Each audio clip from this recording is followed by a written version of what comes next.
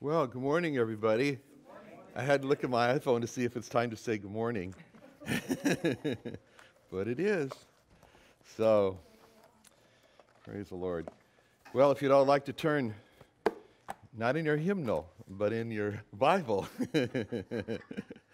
to, not to him, but to Genesis 27. Okay, we'll get ready to start our Genesis 27. Continue. Genesis 27. First, let's pray. Father, thank you so much for your word this morning. Thank you so much for the blood this morning. Thank you so much for, Lord, that your arms are still open to receive sinners. And now, Lord, we come to you wanting to be taught by you as our Father. In Jesus' name, amen. Genesis 27:1. It came to pass that when Isaac was old, his eyes were dim, he could not see. He called Esau, his eldest son, and said unto him, My son. And he said unto him, Behold, here am I. And he said, Behold, now I am old. I know not the day of my death. Now therefore take, I pray thee, thy weapons, thy quiver, thy bow. Go out to the field. Take me some venison. Make me savory meat, such as I love. Bring it to me, that I may eat, that my soul may bless thee before I die. Rebekah heard when Isaac spake to Esau his son. And Esau went to the field to hunt for venison to bring it. Rebekah spake unto Jacob her son, saying, Behold, I heard thy father speak unto Esau thy brother, saying, Bring me venison, make me savory meat, that I may eat and bless thee before the Lord before my death. Now therefore, my son, obey my voice, according to that which I command thee. Go now to the flock, fetch me from thence 2 good kids of the goats. I will make them savory meat for thy father, such as he loveth, and thou shalt bring it to thy father, that he may eat, and he may bless thee before his death. Jacob said unto Rebekah his mother, Behold, Esau my brother is a hairy man, I'm a smooth man. My father peradventure will feel me, and I shall seem to him as a deceiver, and I shall bring a curse upon me, and not a blessing. Mother said unto him, Upon me be thy curse, my son, only obey my voice. Go fetch me them. And he went and fetched and brought them to his mother. His mother made the savory meat, such as his father loved. Rebekah took goodly raiment of her eldest son Esau, which were with her in the house, put them on Jacob, her younger son. She put the skins of the kids of the goats upon his hands, upon the smooth of his neck. She gave the savory meat and the bread she had prepared into the hand of her son Jacob. He came to his father, said, My father. And he said, Here am I. Who art thou, my son? Jacob said unto his father, I am Esau, thy firstborn. I have done according as thou badest me. Arise, I pray thee, sit and eat of my venison, that thy soul may bless me. Isaac said unto his son, How is it that thou hast found it so quickly, my son? He said, Because the Lord thy God brought it to me. Isaac said unto Jacob, Come near, I pray thee, that I may feel thee, my son, whether thou be my very son Esau or not. Jacob went near unto Isaac his father. He felt him and said, The voice is Jacob's voice, but the hands are the hands of Esau. And he discerned him not, because his hands were hairy, as his brother Esau's hands. So he blessed him. And he said, Art thou my very son Esau? He said, I am. He said, Bring it near to me. I will eat of my son's venison, that my soul may bless thee.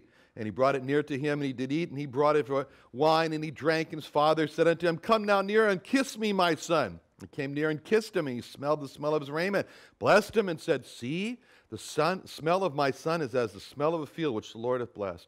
Therefore, God give thee of the dew of heaven, the fatness of the earth, and plenty of corn and wine.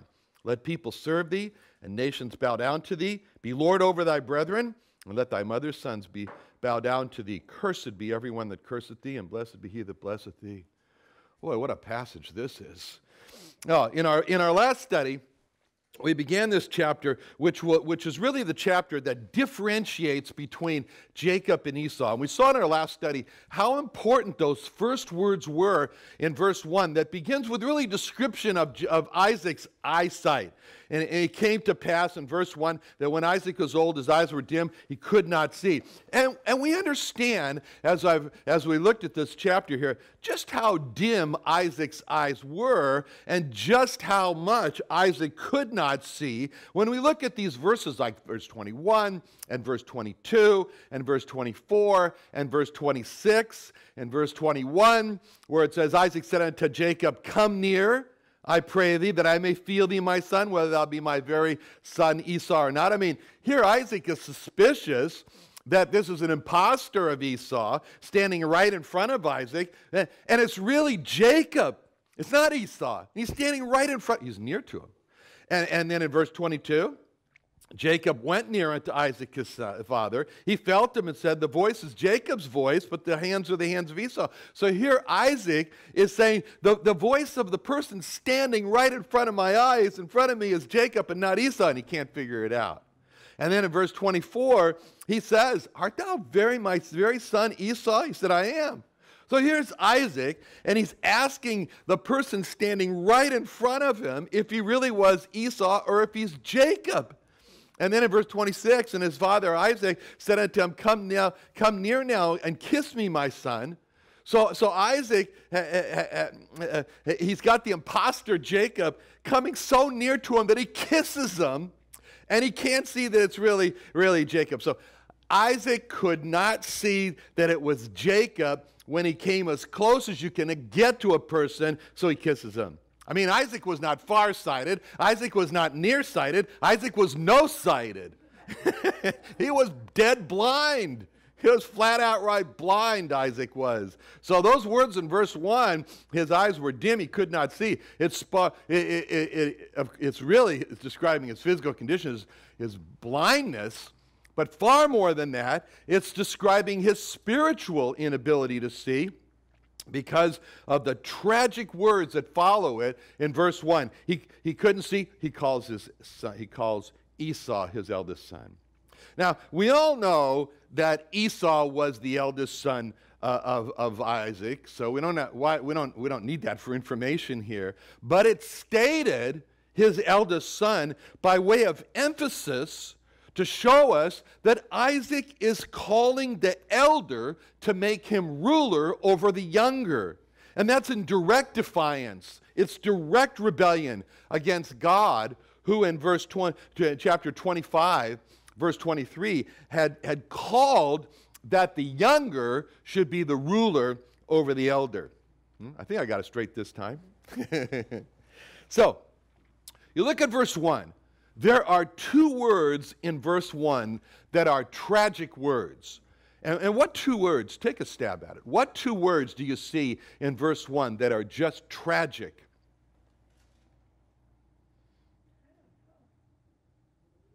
Just guess. He could no longer see.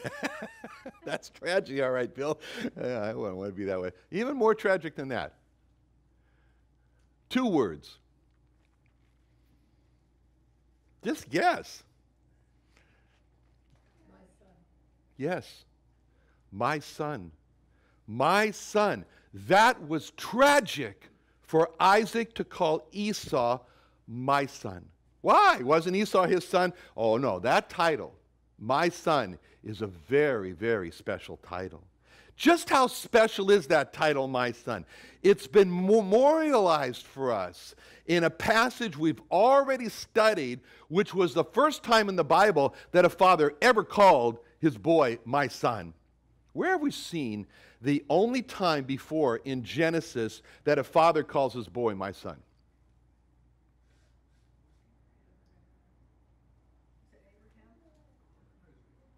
Abraham when? That's right. Well, before the binding of Isaac.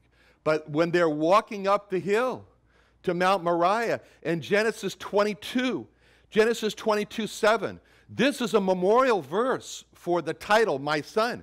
Because there it says, and Isaac spake unto Abraham, his father, and said, my father. And he said, here am I, my son. First time. Very important time. Behold, the fire, the wood. Where's the lamb for a burnt offering?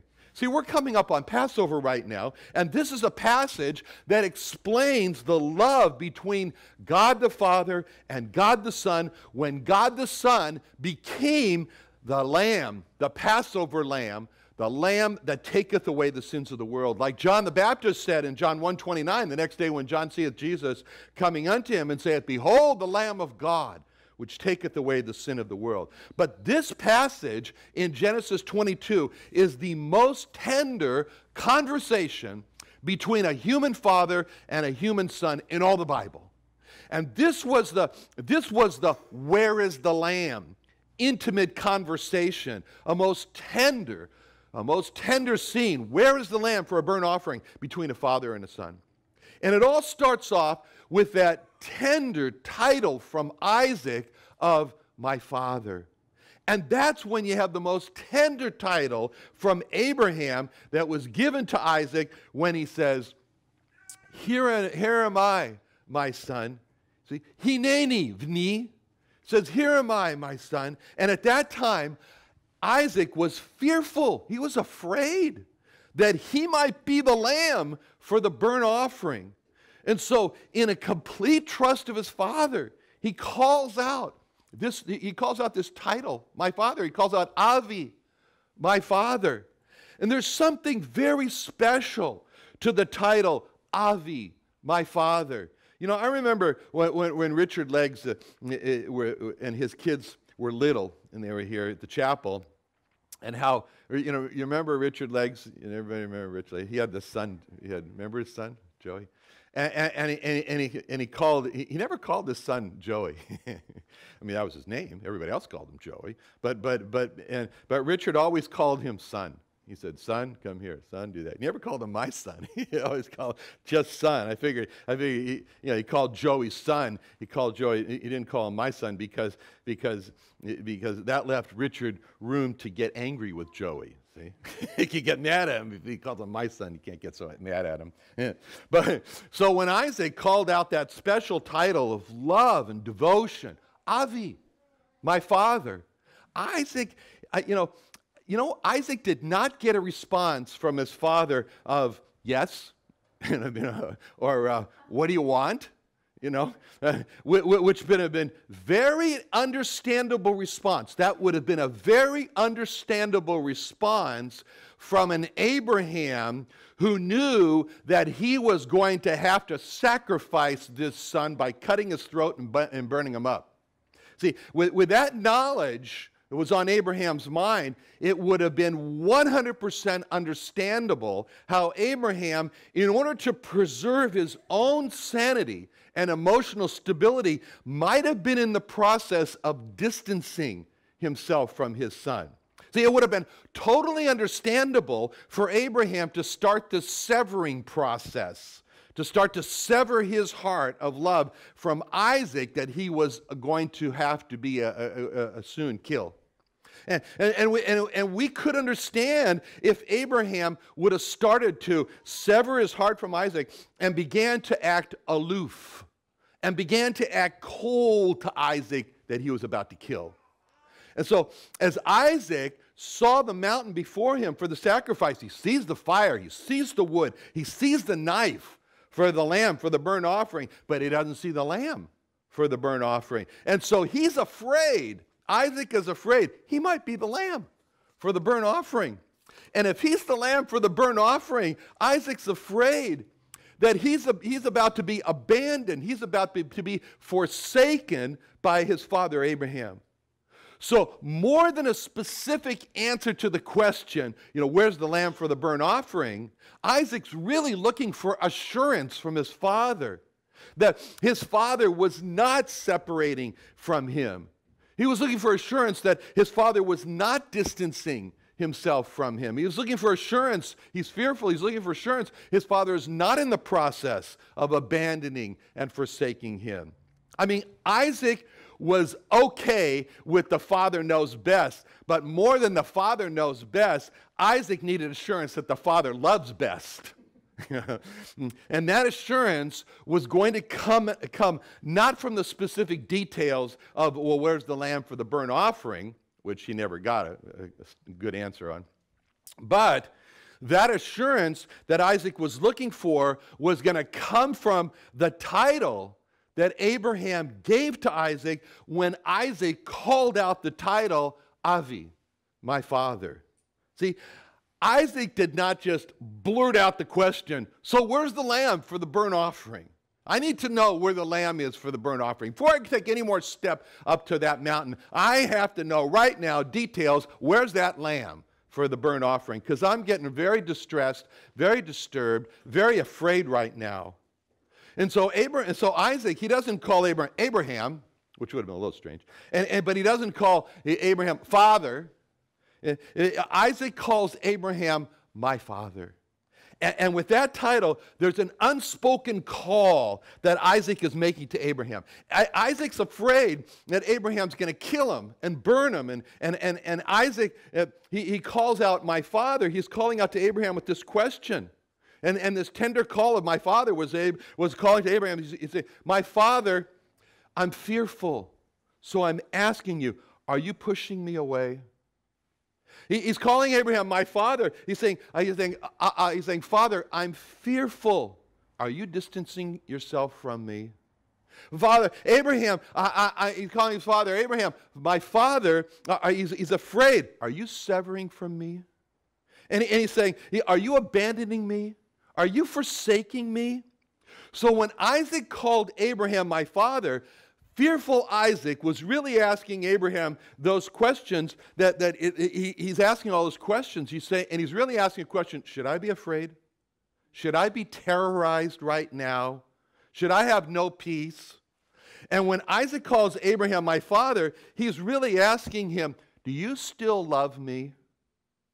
And so God described Isaac to Abraham before this in Genesis 22:2, when he says, he said, take now thy son, thine only son, whom thou lovest. So when fearful Isaac is calling to Abraham, my father, fearful Isaac is asking Abraham, am I still thy son, thine only son, whom thou lovest? See, by calling Abraham my father, Isaac is saying, if I am still thy son, thine only son, whom thou lovest, then I trust you. Even if you want me to be the sacrifice, if you want me to be the lamb for a burnt offering, I trust your love. So when Isaac said to Abraham, my father, he's really saying, just tell me that you love me the same as you always have, and I'll be at peace. And I'll go on with you together up that mountain, even if it means for me to become the lamb for a burnt offering. So Abraham's response back to Isaac, Isaac's call, my father, that's going to determine if Isaac is going to be at peace and go with Abraham together with him up that mountain. Even if it meant that Isaac was going to be the lamb for a burnt offering. So fearful Isaac, he's looking for the response from Abraham. What's it going to be? Is it going to be the cold, distant yes, what do you want? Or yes, son? Or fearful Isaac, he got his answer when Abraham said to Isaac, my son, my son. And Isaac says to himself, he just called me my son. He just called me my son, which means I'm still his son. I'm still his only son whom he loves. See, the answer of my son was all meaningful to Isaac that day because by hearing my son, Isaac was at peace. And that peace was described by a little phrase at the end of Genesis 22:8, where it says, and Abraham said, my son, God will provide himself a lamb for a burnt offering. And here's the phrase, so they went, both of them together. Both of them together. They were on the same page. See, when fearful Isaac heard the title of my son, he was, at the end of that verse 8 in chapter 22, puts it, so they went both of them together. Isaac knew, he loves me. And he knew, yeah, Father knows best, Father also loves best. And so he hears that, and he's got the assurance that he wants. Back there in Genesis 22 was our man Isaac that we're here and now in Genesis 27. It's only been about 100 years earlier, but he remembers. and so here we are now in Genesis 27:1. It's our same man Isaac. And it's our man Isaac in Genesis 27:1 who got all that meaning behind the term, my son. I mean, that's our man Isaac in Genesis 27 and Genesis 22. And he knew more than anyone else what that term, my son, meant. So our man Isaac, in Genesis 27:1, he knows very well what the term my son means. And in verse 1, we read, he called Esau his eldest son and said unto him, my son. So now we've seen how special that term is, my son, which is for Isaac, and all the meaning that's behind it. And now it really gives us forceful impact when he calls Esau my son. When Isaac called Esau my son, Isaac's thinking about when his father Abraham called him my son. No one in Genesis knew the deep meaning of that term, my son, like Isaac did. And Isaac knew that when his father Abraham called him my son, Isaac, that meant, you are my son, you are my only son whom I love. So when Isaac is calling Esau my son, Isaac is saying to Esau, you are my son, you are my only son, you are my son who I love. As a matter of fact, Isaac never knowingly called Jacob his son. He never said to Jacob, my son. He only called Esau my son. And just in case we might think that, well, it was a slip of one time, when Isaac called Esau his son, I want you to look at this chapter. Tell me all the times when Isaac called Esau my son. Let's count them. And include the times when he was calling Jacob, who was impersonating Esau, his son. And he says, my son. So what are they? I'll get you started. The first one's in verse 1. He said unto him, my son. Okay, where's the next one?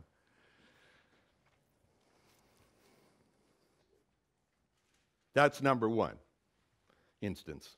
What's number 2?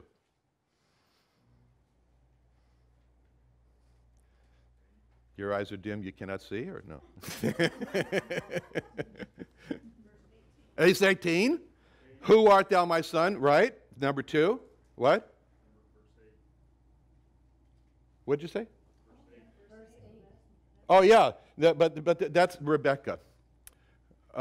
We're talking about Isaac calling Jacob my son. Rebekah, she called Jacob my son. All right.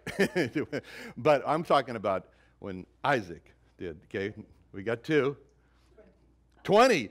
How's it you found it so quickly? My son. Okay. Do I have 4? I got 3. Do I have 4? What? 21. I may feel thee, my son. Do I have 5?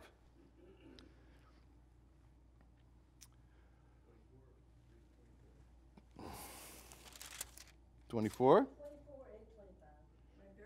Yes, my very son. Right, 24. Okay, I got 5. Okay, and right. Okay, and then what's the other one? 25.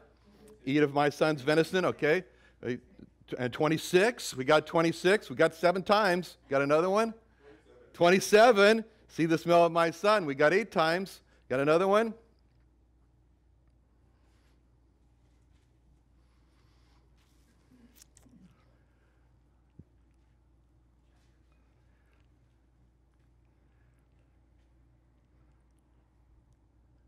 How about in 37?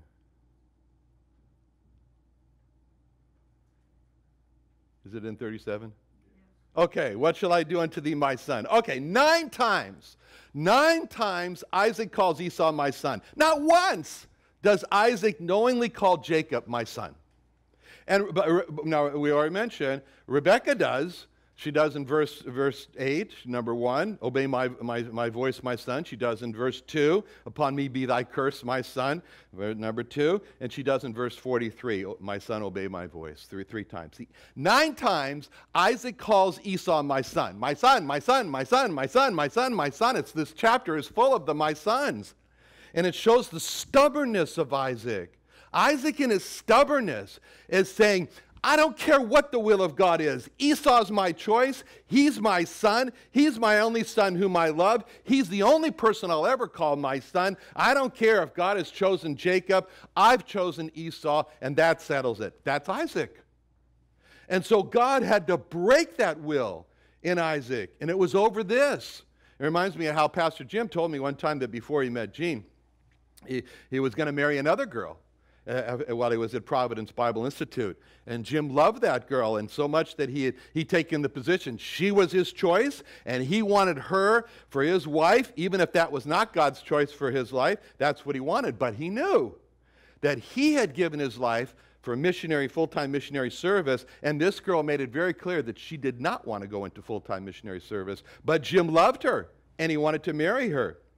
See, Jim's like Isaac, refusing to surrender to God's choice. Then Stephen Olford came to town, and he preached in that auditorium there at Providence Bible Institute, and his message was on surrendering your will to God, and his text was Romans 12:1. I beseech you, therefore, brethren, by the mercies of God, that you present your bodies a living sacrifice, wholly acceptable unto God, which after all is your reasonable service.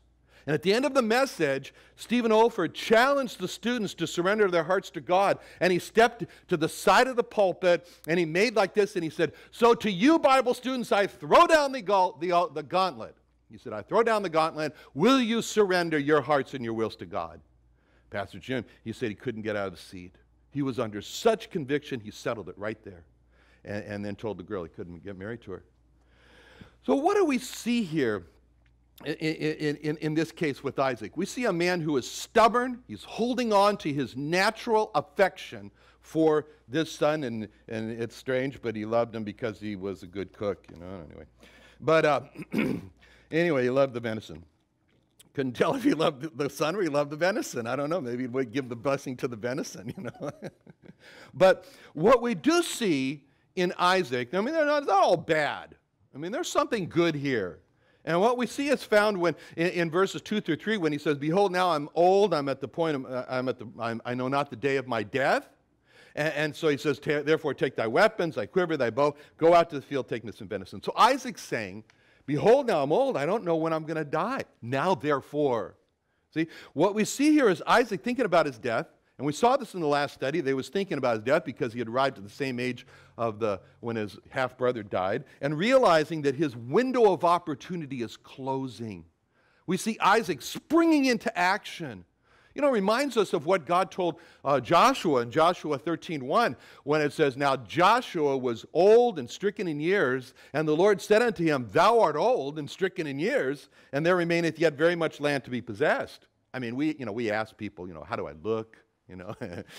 Or we feel pretty good when someone says, you look good, And the reason we feel good is because we trust, well, they're credible, giving us an objective assessment of how we look.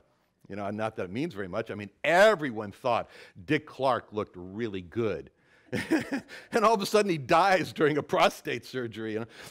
But we like to have an assessment from someone who is credible and someone who's objective. And, well, there's no one who's more credible and objective than God. So just think how hard this is for poor Joshua to hear God said to him, you know what? Thou art old and well stricken in years. That's a rough day when God says, you look pretty old. You look really old. You look just terrible. You look in bad shape, Joshua. Well, God was not trying to send Joshua into depression when he told him that. He had a purpose for telling Joshua how bad he looked. And the purpose was, he said, and there remaineth yet much land to be possessed. And then the rest of all of Joshua 13 are God's clear instructions. This land needs to go to this tribe. That land needs to go to this tribe. He's given them a division of the map there. See, the message to Joshua was that Joshua, take a look in the looking glass. Your time is limited, and the work is clear. So it's time that every minute count for getting this work done. As I've gotten older, I've noticed how, my day gets a little limited in time, and I get tired. I get dizzy, tired. I got to take a rest. And it's a constant reminder. Time is limited. It's a good thing.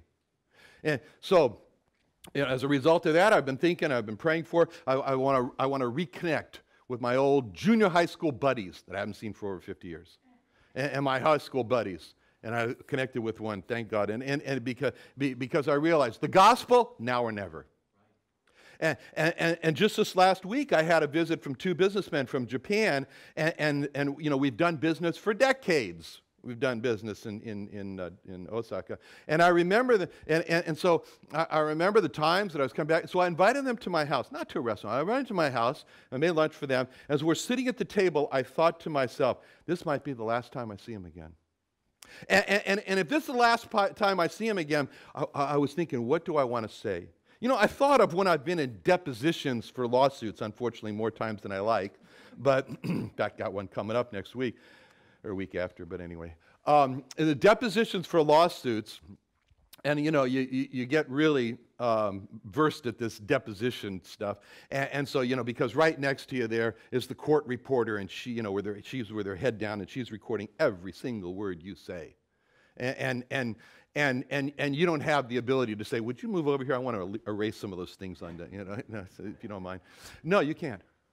And so when I'm asked a question, and she's typing away, I'm picturing my words on her screen. And so in deposition, as I speak, I'm picturing my words on paper. And it's kind of like a dictation function, you know, on the new iOS, you know, the iPhone, it's really nice. You know, because you look at the screen, and as you're talking, the words are appearing. And so I was thinking about my words being typed out. And I asked myself the question, if this was the last words that I have to say to my 2 lost Japanese business friends, what do I want the record to say? You know, and I brought the gospel to them as if I was on deposition in the clearest way that I could think of, choosing the clearest words, visualizing each word as I said it on a screen on paper. So in verses 2 to 3, Isaac's a good challenge for us when he says, behold, now I am old, and I know not the day of my death. Now, therefore, the challenge that's for us is, behold, now we are old, we don't know the day of our death, and there remaineth yet very much souls to be brought from eternal death to eternal life. Now, therefore. See, in verses, this is the impact that we're getting here. Now, he says, okay, what is it that he had to do? We may not agree, we don't agree with it, you know, but nevertheless, what is it he says? He's preparing to bless Esau, and he gives Esau specific instructions in verses 3 through 4 for what he needs Esau to do so that he can be in the frame of mind to bless Esau. See, Isaac wanted Esau, you go take your weapons, go out there, hunt me down a deer, and add all the spices that you do, and make this tasty meat that's called in verse 4, make me savory meat, such as I love. Because we've seen this, this is why he loves Esau in the first place. In Genesis 25:28, it says Isaac loved Esau because he did eat of his venison. It says Rebekah loved Jacob. And she didn't have to eat anything that Jacob made, so she just loved him. Anyway, Isaac wanted for his senses to be overwhelmed with this seasoned meat. Boy, I wish I could have some of that. I wonder what that was. But anyway, for all I know, there was some narcotic in it. But he wanted to be overwhelmed with the seasoned meat. And because he says that's when I'll be in the frame of mind that my soul will bless you. So we focus now on that phrase that he says to Esau, that my soul may bless you. He didn't say, you know, he didn't say that I may bless you. He didn't say, but he said that my soul may bless thee. See, when Isaac says that my soul may bless me, that's packed with meaning. Because in order for Isaac to really bless Esau, it had to be with his soul. See, what Isaac said in verse 4, that my soul may bless thee, it means that if the words of Isaac's blessings were going to have any effect, it must be the expression of his soul. Then the blessing will have happened. When Isaac said in verse 4 that my soul may bless thee, it means that if Isaac only said words and his heart wasn't fully engaged in those words, then the blessing was not, it doesn't mean anything. See, when Isaac said in verse 4 that my soul may bless thee, it means that in order for the blessing to have happened, it has to be with Isaac's soul. When Isaac says in verse 4 that my soul may bless thee, it means that in order for prayer to be effective, it's got to be with the soul. If our soul is not engaged when we pray, our prayers go nowhere. If we simply read off to God what's on a prayer list, well, he can read.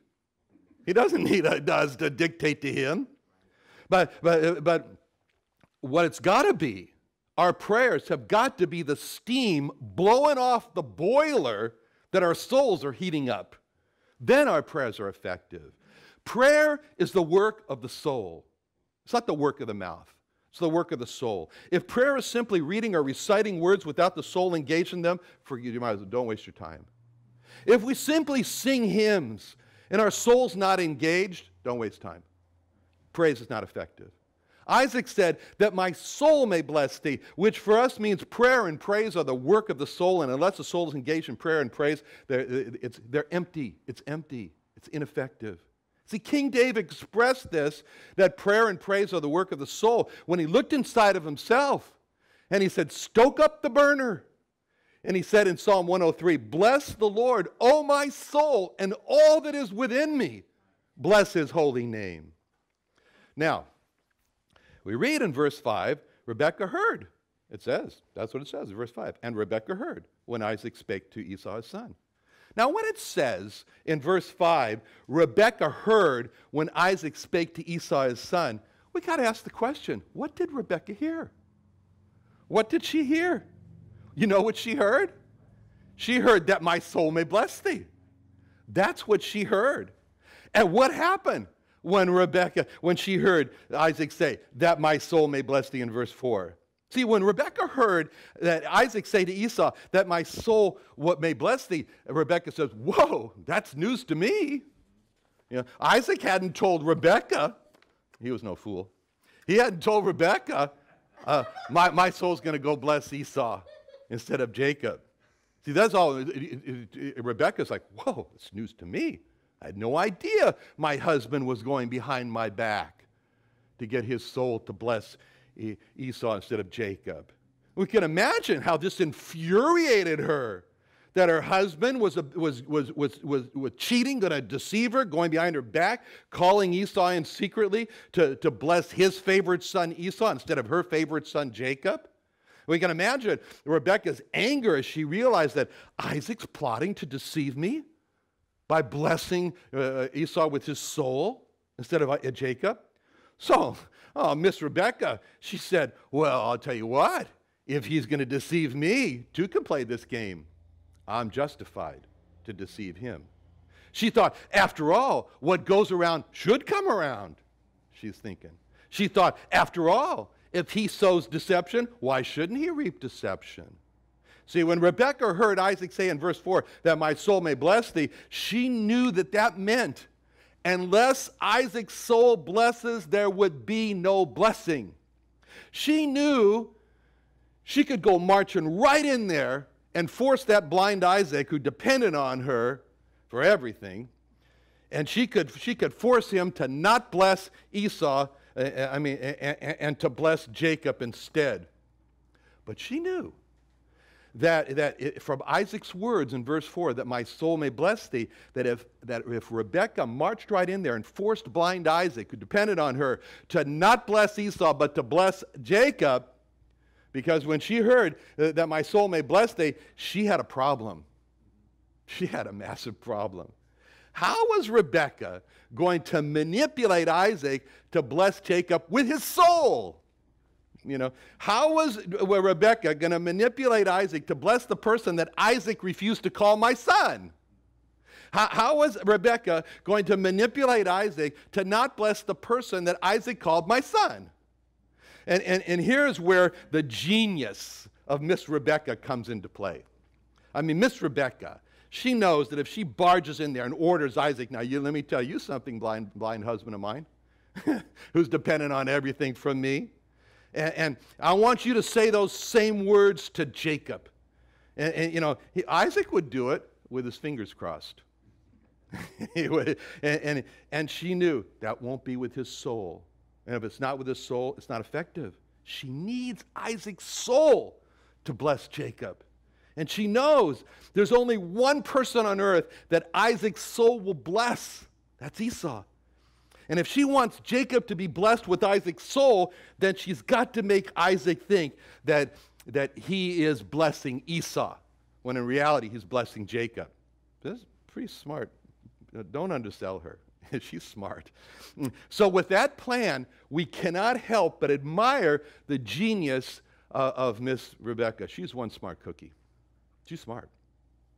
Now, so Rebekah, in verses 5 and 6, she is shocked and she's angry at both Isaac and Rebekah for both plotting to deceive her quickly, and for Jacob and for Isaac to quickly bless Esau with his soul. So she waits. in verse 5 and 6. And here's the sequence, so clearly mapped out for us. Verse 5. Esau went to the field to hunt for venison and to bring it. And Rebekah spake to Jacob her son, saying, Behold, I heard thy father speak unto Esau thy brother, saying.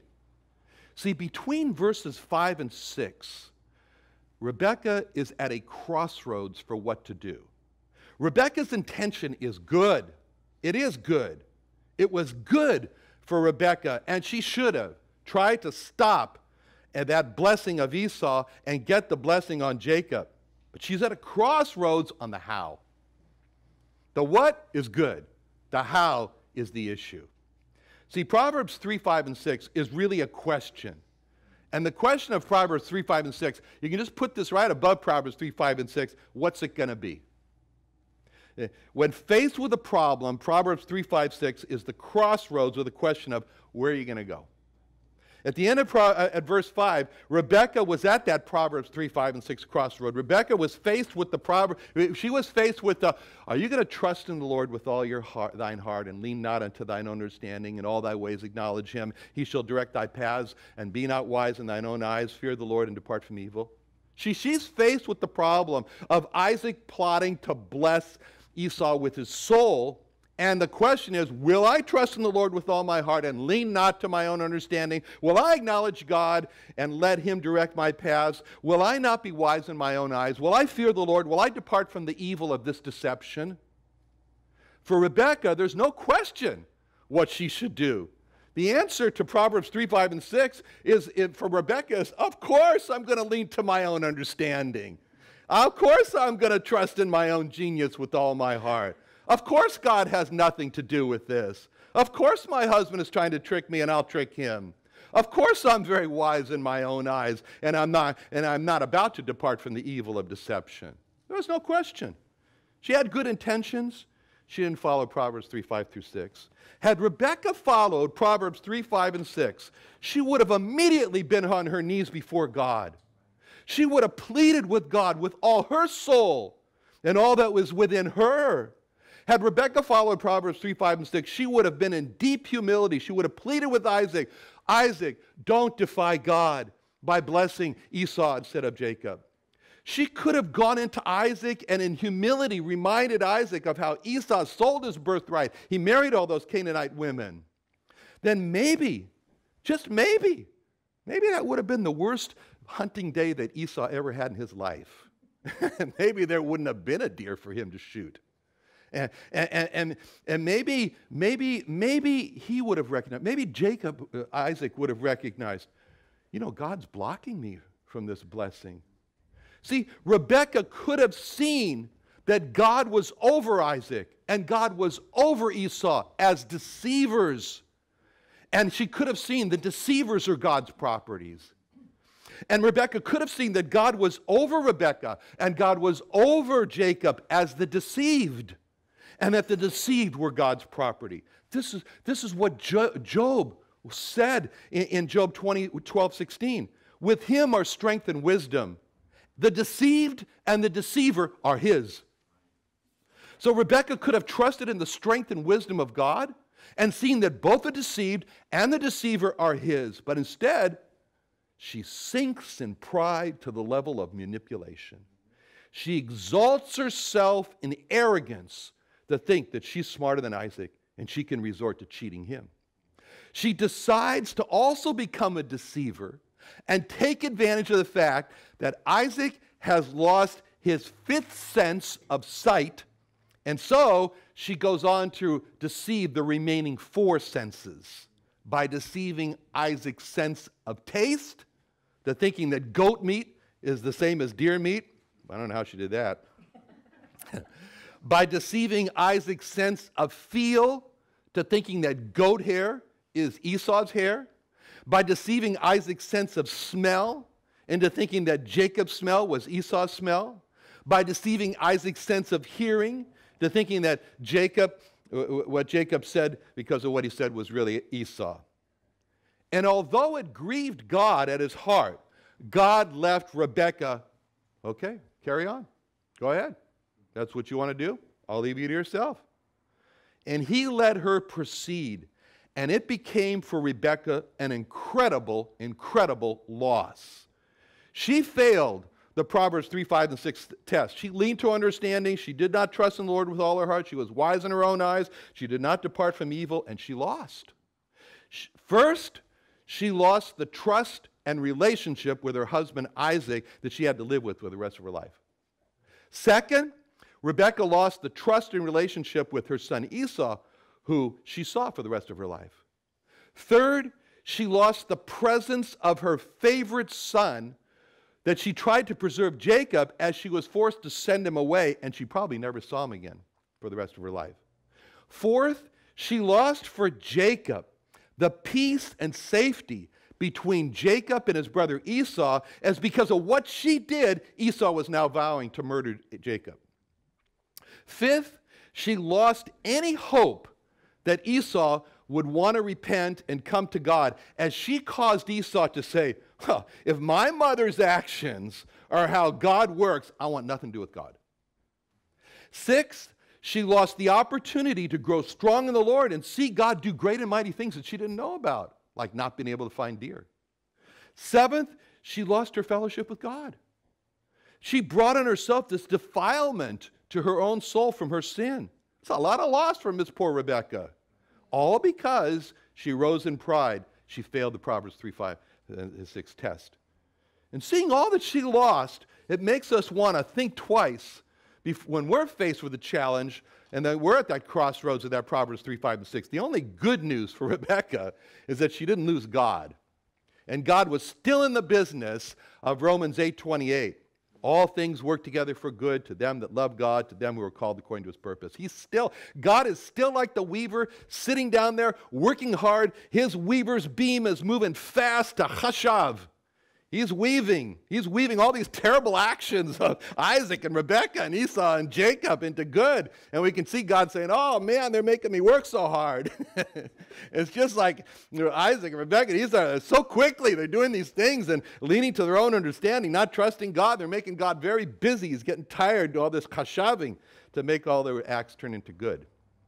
And as Rebekah, even though she lost so much, God was still in the business of Psalm 130, verse 4. But there is forgiveness with thee, that thou mayest be feared.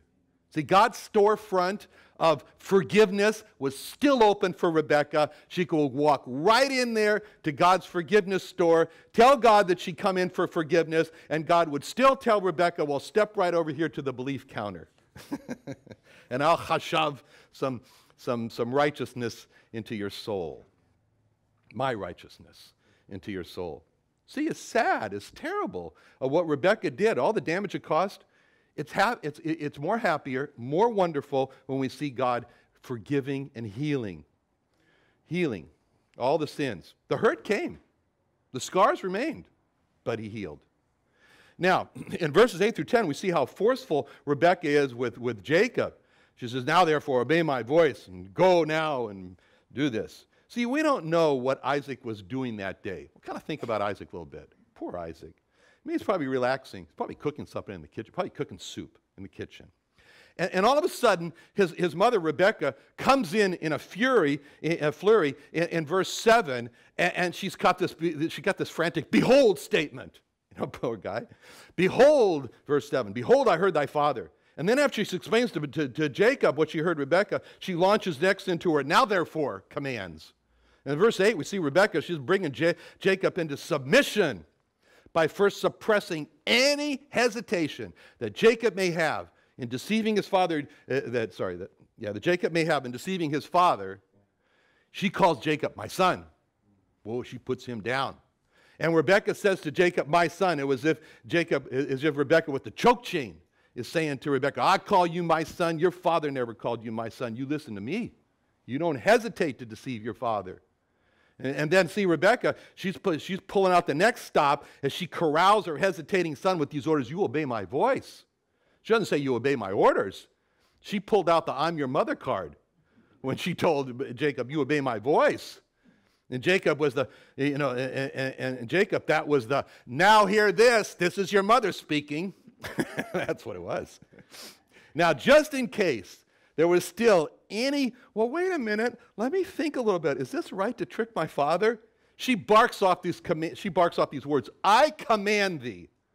Put to silence any consideration Jacob might have had for being asked by Rebekah to deceive his father. The words, I command thee, at the end of verse 8, are Rebekah saying, you have no choice. Yours is to obey. Okay. And in verse 8 through 9, the fact that Rebekah twice uses this word, now, now, now. She means now, immediately. What's interesting about what Rebekah told Jacob in verse 8 to 10 is that nowhere does Rebekah say to Jacob, and you tell your father that you're Esau. She never says that. She never says, you go and impersonate. She never says, you go trick your father. She never says that. She never says to Jacob, but Jacob knows that. He knows what she's talking about.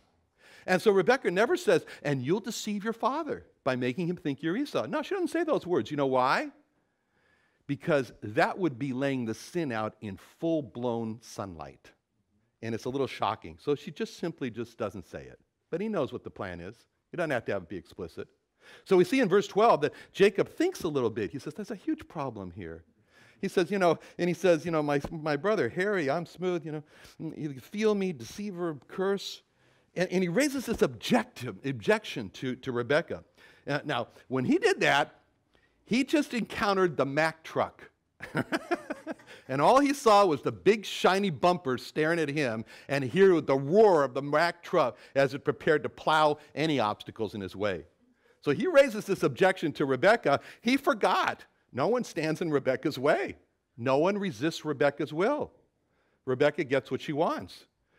Those are the last words that we hear from Jacob until verse 18, when he dressed like Esau, smelling like Esau, carrying the savory meat like Esau, says in deception to Jacob, my father. And what's interesting about Jacob's objection to Rebekah is that in verse 12, Jacob says nothing about how morally wrong it is for him to lie to his father. In verse 12, Jacob says nothing about the sin against God to deceive his father. In verse 12, Jacob says nothing about what Joseph said, his future son. When he was under pressure to commit adultery with Potiphar's wife, when Joseph says in Genesis 39:9, there's none greater in this house than I, neither have he kept back anything from me but thee, because thou art his wife. How then can I do this great wickedness and sin against God? Joseph did not say, this is too risky, ma'am. He didn't say, what if we get caught in bed together? He didn't say, how can I sin against your husband? Joseph said, how can I do this great wickedness and sin against God? And what's interesting in Jacob's objection is that it is not so much at all like his future son Joseph's objection. Jacob does not object like his future son Joseph. Jacob does not object to his mother by saying, how can I do this great wickedness and sin against God? And as for Jacob, his only attitude is what's God got to do with this? The only problem is my father. The only problem here is my facial hair, my arm hair. Esau's got hair, I don't. That's the only problem. There's no problem with God's curse. The only problem is with my father's curse. Solve that problem, I'm in. I'm good. Jacob is only concerned about the consequences of his sin and his consequences with man. He is taking the position, if I get away with it, I'm not caught, no problem. There's no such thing as sin against God here. It's just a question of whether I can get away with this. And to this objection, Rebekah replies in verse 13, his mother said unto him, upon me be thy curse, my son, only obey my voice, go fetch. It's further interesting how lightly she speaks about the curse from sin. A flip of the hand, she dismisses all this talk about curse with, upon me be thy curse. You with your curse. Get on with what I'm telling you to do. See, her words, upon me be thy curse, makes us shudder. She so lightly dismisses what's being done here. We shudder when we read Rebekah, upon me be thy curse, just as we shuddered when we read what the Jewish people said when they were like Rebekah being resisted by Jacob and when they were being resisted by Pilate, who did not want to crucify the Lord Jesus Christ. And Pilate in Matthew 27:24 through 25, Pilate saw that he could prevail nothing, that rather a tumult was made. He took water, washed his hand before the multitude, saying, I'm innocent of the blood of this just person, see you to it. Then answered all the people and said, his blood be on us and on our children. See, like Rebekah, who told her resistor, Jacob, upon me be thy curse, they told their resistor, Pilate, his blood be on us and on our children. Both Rebekah and the Jewish people refused to consider the greatness of the sin, and they were pushing for, and they minimized the consequences with their upon me statements. May we never do that. Let's pray. Father, thank you so much for this passage and all that you have in here to teach us, Lord. Help us to be wise and take them to heart, Lord, and to make the good choices as Joseph did and not do these things that we see so clearly here. In Jesus' name, amen.